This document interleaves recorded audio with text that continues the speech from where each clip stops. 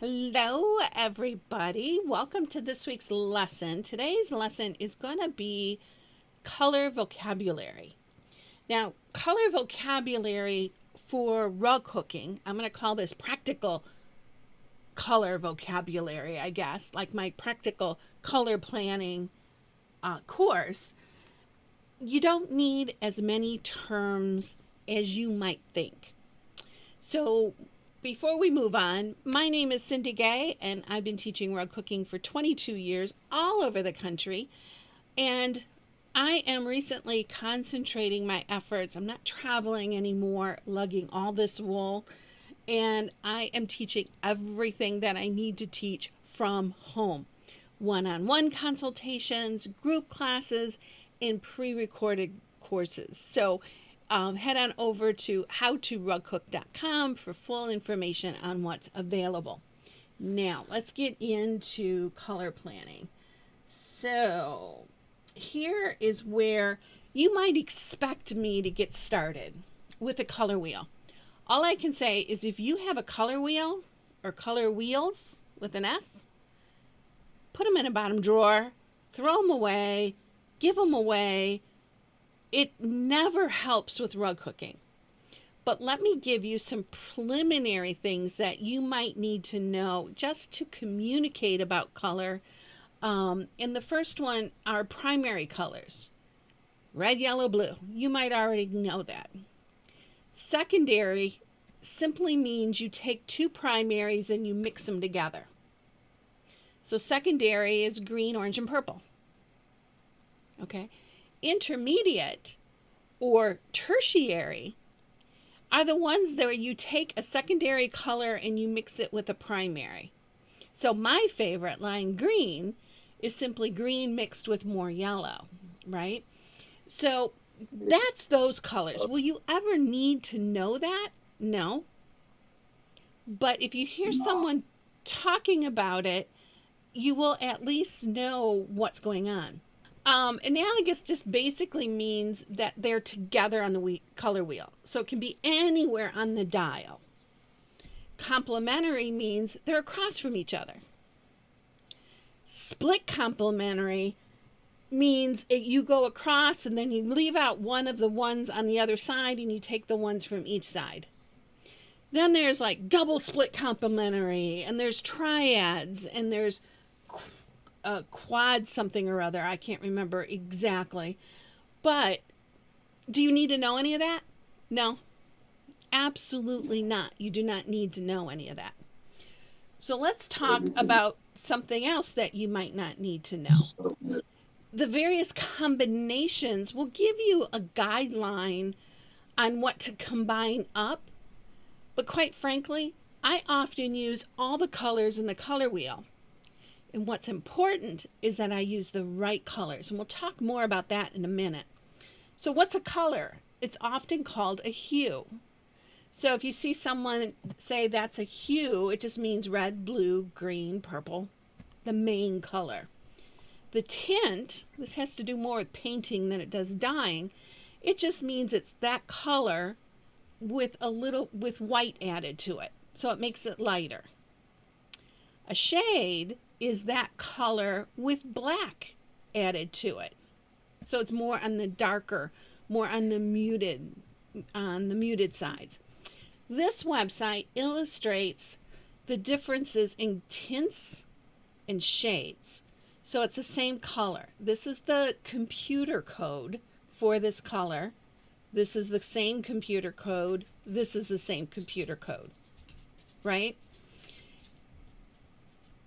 When you add black to it, you end up with these shades, these darker versions, and when you add white, you end up with whiter versions. Now, do we need to know that? Not really. Okay. Let me show you something else that you might not need to know. This one does the same thing with a different color. It takes a red and it shows the saturation. This is the original color, and then it shows the saturation to dark, and then here with the original color showing what it looks like when you start adding white to it. Okay, Now, there is We one. cannot hear you, Cindy. You cannot hear me? Oh, Lordy. Hold on.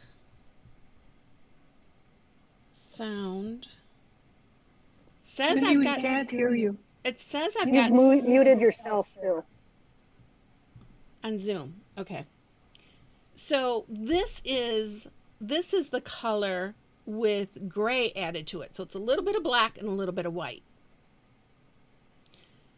So now this gets confusing, right? And you're thinking, how does this relate to rug cooking? And I'm going to tell you that it absolutely, positively does not, in my opinion, relate to rug cooking. Most people do not need to know that kind of information because all it ends up doing is making things more confusing. Okay? So let's talk about a way to make it more practical. What you want to start with is the right palette. Now, your palette can change with every single rug, although most people have a palette. And when I walk upstairs to my personal area, every single piece of wool up there fits in a palette. Okay, maybe two. There might be a brighter version and a more primitive version. But for the most part, there's certain kinds of colors, and every color up there I could use together in a rug. Another way to figure out what your color palette is are paint cards. Okay, this is one, you're not going to find it. This is probably from 20 years ago.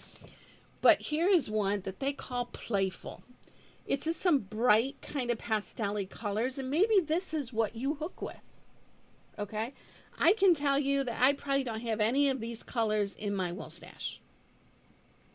Okay, the colors that I have in my wool stash are more like this. Okay, this is called Historic. Now, what they call it really doesn't mean anything, but what the point is a lot of really smart people who know a lot about color worked really hard to develop these colors, to put them into a panel like this so that you could pick any color from any one of this, red, orange, yellow, blue, pink, purple, whatever. You could pick any color and it's going to work in your home as long as you stay on this card. When you start bumping from here over to this one, they're not going to jive. They're not going to coordinate. When you walk down the hall, it's going to be like, oh, that's a whole different color plan. That's why they do this. So one thing you can do is if you don't know what your colors are, and part of that is just self-awareness. Spend some time at a paint shop. If you can't find it at the usual Lowe's, Home Depot's, Menards, head on over to like a more smaller, like a Benjamin Moore or an Ace Hardware. Look through the cards that they have because they carry different brands of paint that you're not going to find in the big box stores. And see if you can find one where you go, oh, that is me. That is me. This is the color of my door. This is the color I painted the house in. This is the color of my dining room. You could kind of like find your colors on there. These are going to be the colors that you're going to enjoy hooking with. When you put together your colors, you're going to ask yourself, do they all answer to the same words? When I'm working with a student, one of the first thing I ask them is, how would you describe this rug when it's done? Is it soft and beachy?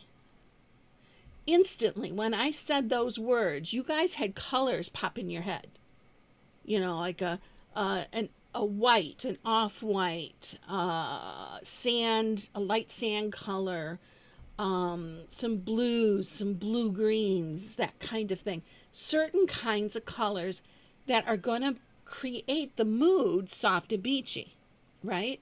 If I say childlike and playful, suddenly you're thinking about completely different colors, right? You're thinking about primary blue, primary red, primary yellow, very clear, crisp kind of colors. So your mission is to pick out two words, because one word doesn't seem to do it. It seems like two words do better. Pick out 2 words that describe that rug before you start hooking. And then pull together all the wools that tend to answer to that description. Now, this is something that you can do even before you've chosen a pattern.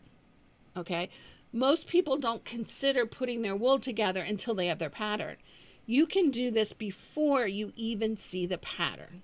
You can put together the colors that match those words that coordinate together and make sense.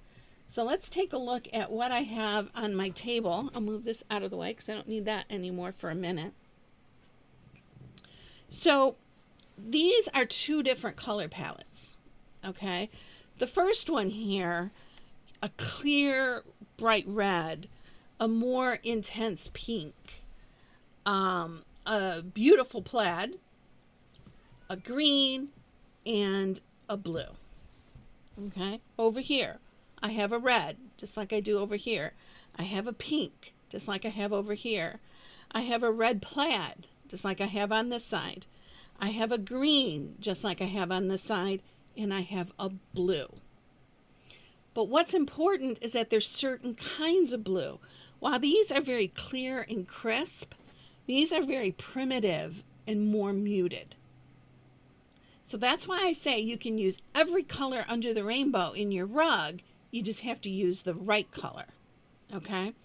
So now let's go through this kind of little quiz.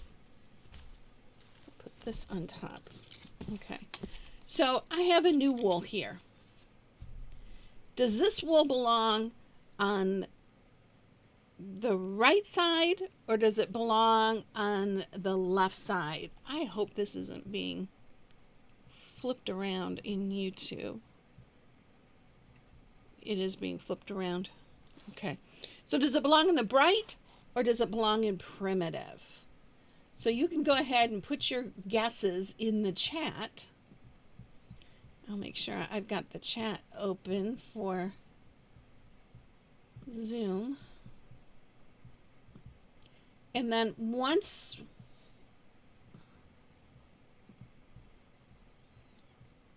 okay, so I'm getting a little bit of some controversy, but for the most part, people are saying primitive. And I tend to agree with that one. So I'm going to put that one in the primitive pile. What about this pink? Is that bright or is that primitive? Probably a little bit more on the primitive side, right? But this one. This one's almost like a tricky one. It's dark, so that might make you want to put it into the primitive, but it is actually more of a bright. What about this one? This one also is a bright. Here's a green, because it's not all plaids, it could be solids. Where does this green fit? Doesn't quite match this one, right? It's more speaking to this one. So that's more of a primitive color. This one right here, this one is the one that is a little bit of a trick question, because I think this one works in both. I think it works with this, and I think it works with these. So what's important is that not every wool is completely one or the other. You're going to have a lot of core wools that could go either way. And that's going to be important to kind of recognize, because it's not, how can I say this? They're like 2 circles that overlap. And you've got those groups of wools in between that can either go on your bright side or on your dark side, or more primitive side. So if you're one of those people, you don't hook completely one way or completely the other. You can have a wide stash and have some that are like right in the middle, that are right in between. Venn diagrams. Thank you, Kim. I knew you'd come up with that. So that's, ooh, let me get this over here and do that. Okay. And then let me go back to my notes because I forgot what I'm supposed to say next. Okay. So once you have your palette. And that's what I consider these little combinations of wool. Once you have that, you have your palette. You can hook any rug. Just pull it up and start hooking. You're going to want to take that pattern though and do a value study first so that you know where you're going to put the darks, where you're going to put the lights, and where you're going to put the mediums.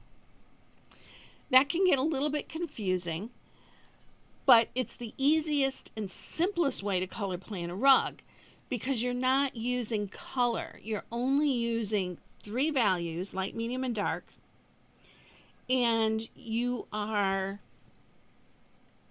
studying or exploring or revealing to yourself how the rug looks different done in different ways. Now, I had that set out. Here are some value studies that were done on this pattern. And these 3 circles are exactly the same pattern. They are exactly the same. The only thing that's different is where the lights and the darks go. Now look how different. This one on this side actually looks a little bit bigger than the other ones. It's because of where the lights and the darks are.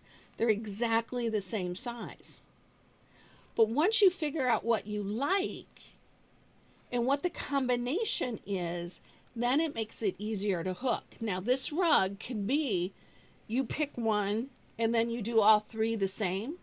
The 2 people I worked with who hooked this, they ended up doing all 3 different. And what fun is that, right? You don't have to decide. So even though the motifs are the same, it doesn't mean that you have to hook them the same way, right? So then once you know where the diagrams are, like on here, and I know that I'm going to hook the scallop edge on this one, and I need a light colored wool, and let's say I'm going to use the primitive pile.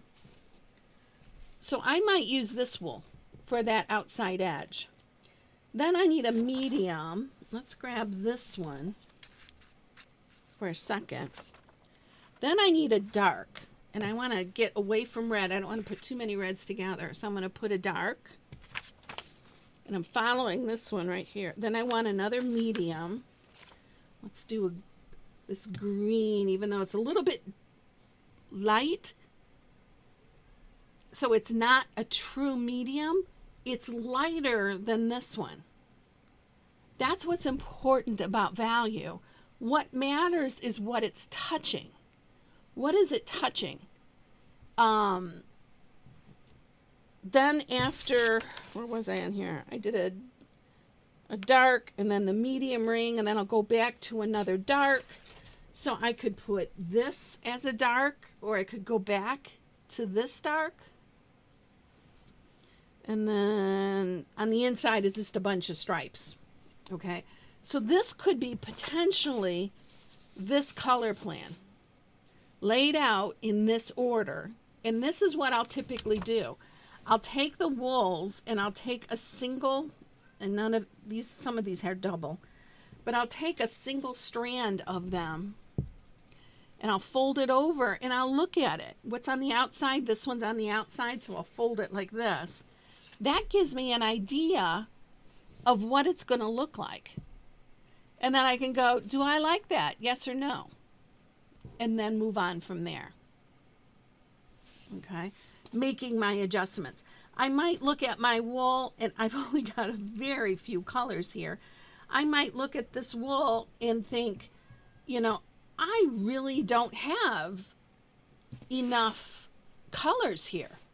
So then I would go to my stash and I would find something else that would fit this color palette that would match those words that I'm trying to use to describe it, but that satisfies whatever it is I'm looking for. Maybe I need another dark.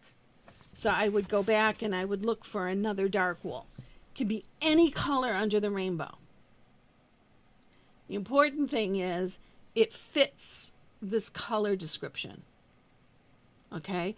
I think in the practical color planning for rug hookers course, I think I call it color personality. It has to have the right personality to fit your rug. Because if you bring in something wild, it's just that, it's wild. It doesn't always work. So you want to make sure it fits in that color plan. After you kind of, I see them as sort of walking down the street together. Value is very important, but value is holding hands with contrast. And I mentioned that before. What's important here is that this one is dark, and it's darker than the other two that are around it, based on what I figured out from the value study. It's got to be darker than the other ones next to it. It might not be the darkest wool I'm using, and that's okay, but it's going to be darker than these other two.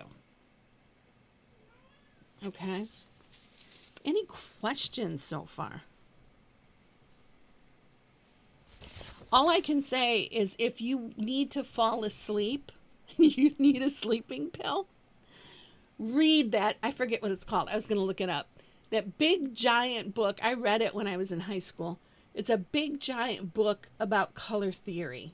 And it's kind of like the one, it's used in a lot of art classes as a textbook. I can't even remember who wrote it. But that will drive you that will put you to sleep.